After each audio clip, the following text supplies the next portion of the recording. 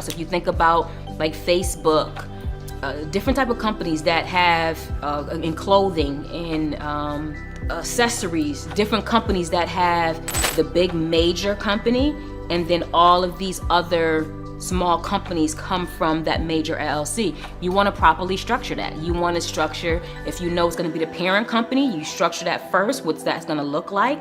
What does the ownership look like? What does everything look like with that parent company?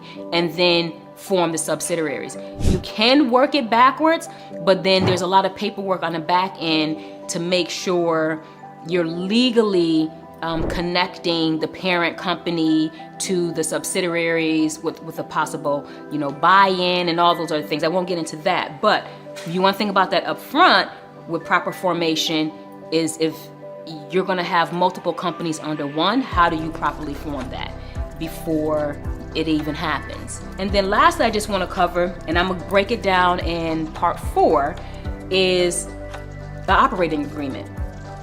So like I said, each state law is different on requirements. A lot of states, for the most part, say you don't have to have an operating agreement in order to register.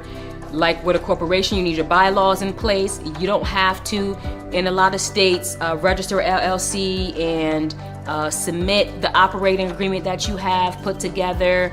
A lot of times you don't even have to submit, detailed provisions in the articles of organization. You don't have to even submit that. A lot of states, that's just an option for you to do it.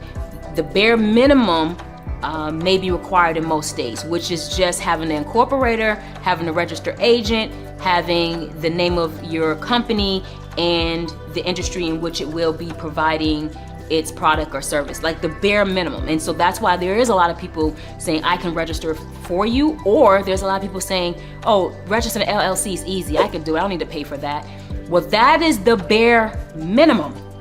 And that doesn't mean that you're properly formed, not when it comes to full protection for limited liability and maximizing the business structure. So we will get more into that in part 4.